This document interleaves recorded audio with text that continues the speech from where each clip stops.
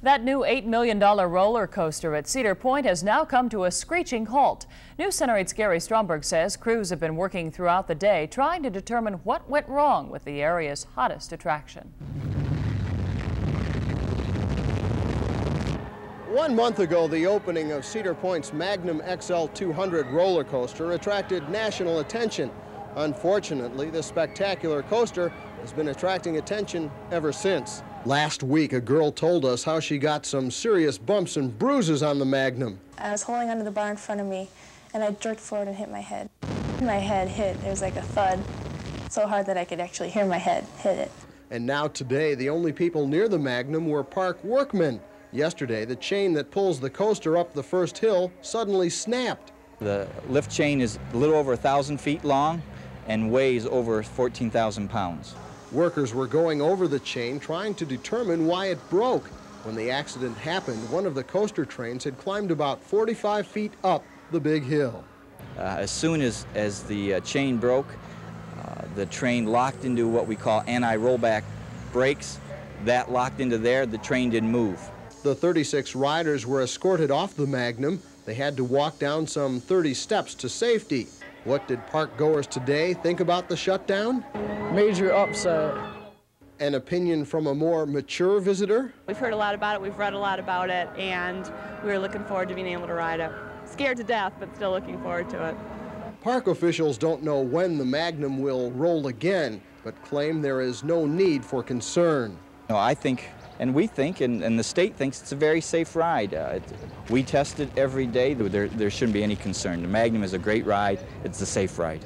Gary Stromberg, News Center 8, Cedar Point. That Columbus teenager who had sex with Congressman Donald Lukens could be facing charges herself. Denise Dufala explains from the World and National Desk. Rosie Kaufman is apparently mixed up in a drug ring. Police were called to her house in Columbus today after a fight over drugs, money, and guns. Police say she's a courier for a crack dealer and was fighting with him outside of her house. Charges haven't been filed yet against the teen whose sexual encounter with Congressman Lukens led to his conviction. A memo comparing the new House Speaker with a homosexual has further divided the House of Representatives. The Republican National Committee came out with a memo comparing Speaker Tom Foley with left-wing Congressman Barney Frank of Massachusetts, an admitted homosexual.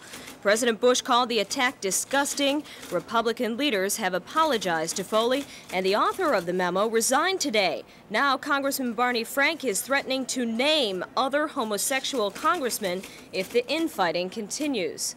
Also in the nation's capital today, a promise of no nuclear weapons from Pakistan's Prime Minister Benazir Bhutto. Bhutto told Congress her nation doesn't have and doesn't intend to have any nuclear weapons. She's pushing for a nuclear-free zone on the South Asia continent. A team of air safety investigators is heading for Suriname tonight after a deadly plane crash. 168 people were killed this morning when the American-made DC-8 from the Netherlands crashed about a mile from the Suriname airport in dense fog. 14 people survived the crash, but it isn't known whether the 3 American crew members are among the survivors. And 2 people, including an elderly woman from Ohio, remain hospitalized tonight. They were hurt when a United Airlines jet hit severe turbulence over Kansas last night. The jet dropped 100 to 200 feet on a flight to Chicago. 24 people were treated at hospitals, including several babies thrown from their mother's arms. Ousted Philippine President Ferdinand Marcos is in very critical condition tonight. Doctors at his Honolulu hospital say it is a miracle he's still alive. Marcos underwent emergency surgery for an abdominal infection. And 7 weeks after the deadly explosion on board the USS Iowa, the huge battleship is heading back to sea. Anxious relatives watched and waved as the Iowa pulled away from the dock in Norfolk today, headed for the North Atlantic.